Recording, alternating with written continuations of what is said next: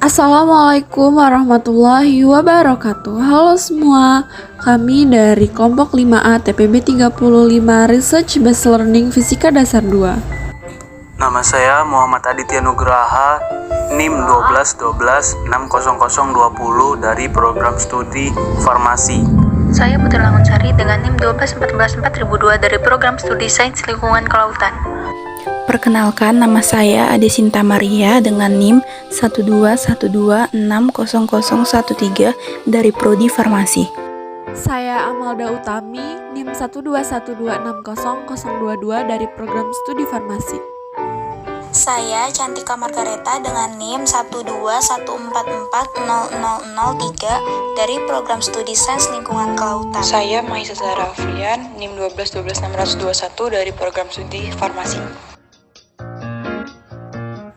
Alat yang kami buat adalah dinamo penggerak sederhana. Apa sih dinamo penggerak sederhana itu? Dinamo penggerak sederhana merupakan penerapan dari motor listrik yang memanfaatkan gaya magnet dan memiliki fungsi untuk mengubah energi listrik menjadi energi gerak. Nah, motor listrik itu sendiri merupakan alat untuk mengubah energi listrik menjadi energi mekanik. Alat dan bahan yang kami gunakan pada percobaan kali ini yaitu gunting, magnet, baterai, 2 buah peniti besar, kawat tembaga, dan juga selotip. Berikut cara pembuatan dinamo penggerak sederhana. Yang pertama, gulung terlebih dahulu kawat tembaga sampai beberapa lilitan.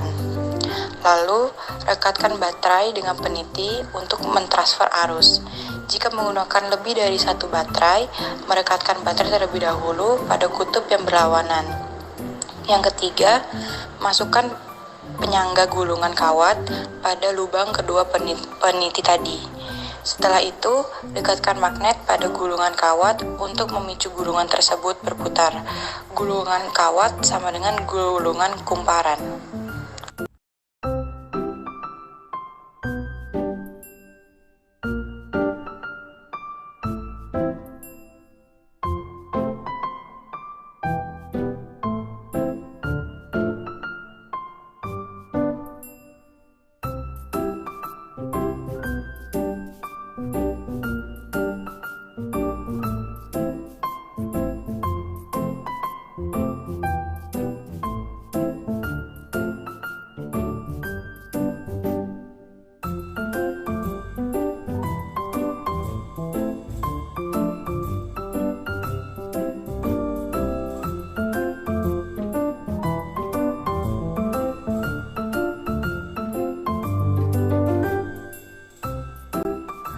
Selanjutnya, cara kerja alat, yaitu mula-mula dekatkan magnet ke kawat tembaga, lalu listrik medan magnet akan mengalir pada kumparan akibat adanya gaya Lorentz. Setelah itu, akan terjadi tarikan pada bagian bawah kumparan sehingga kumparan pun akan berputar. Gulungan tembaga yang besar akan menghasilkan gaya magnet yang besar, sedangkan gulungan tembaga yang kecil akan menghasilkan gaya magnet yang kecil juga. Tenaga penggerak utama untuk memutarkan mesin-mesin di industri digunakan motor listrik, tekanan udara atau pneumatik, dan tekanan oil atau hidrolik mesin. Bubut mesin gerindra, mesin bor, mesin gergaji, mesin tenun, mesin-mesin pencampur, mesin giling, dan sebagainya tidak berfungsi tanpa adanya motor listrik sebagai penggeraknya. Pada percobaan dinamo penggerak sederhana ini, didapat rumus yang dapat digunakan. Epsilon sama dengan N dikali B dikali A dikali Omega dikali sin dikali Omega dikali Theta. Besar gaya Lorentz F sama dengan I dikali B sin Theta. Gaya Lorentz membentuk couple dengan momen putar.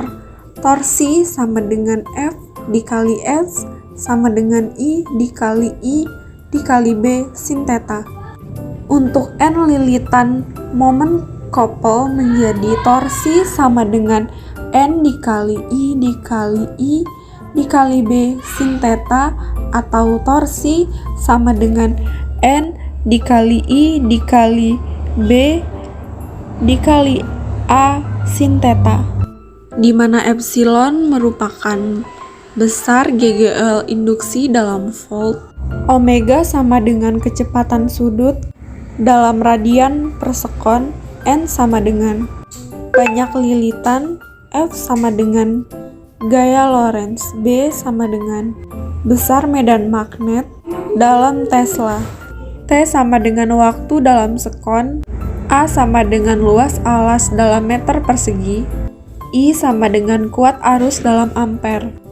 Kesimpulan dari percobaan kali ini yaitu magnet banyak digunakan pada peralatan yang mengubah energi listrik menjadi energi kinetik, seperti motor listrik dan alat ukur elektronik.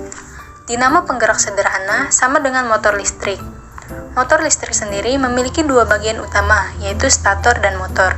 Pengeluarannya secara umum dapat dibagi menjadi 3 kategori. Yang pertama, beban torsi konstan mengacu pada beban, di mana permintaan keluaran energinya berubah dengan kecepatan operasi, tetapi torsi tidak berubah. Yang kedua, beban torsi variabel mengacu pada beban, dengan torsi berubah dengan kecepatan operasi. Dan yang ketiga, beban energi konstan adalah beban yang kebutuhan torsi berbanding terbalik dengan kecepatan. Setelah dilakukan percobaan sebanyak 3 kali dengan ukuran lingkaran kawat yang berbeda-beda, akan didapatkan hasil yang berbeda-beda pula. Hal itu disebabkan oleh semakin besar lilitan, maka tenaga torsi yang dihasilkan akan lebih besar, tetapi kecepatannya akan menurun. Kelebihan dan kekurangan alat. Kelebihannya, alat dan bahan yang ditemukan mudah, desain yang sederhana, dan cara menggunakan yang mudah. Kekurangan alat, kurang efektif digunakan untuk jangka waktu yang lama, dan kawat tembaga dilindungi lapisan emas sehingga menghambat aliran listrik.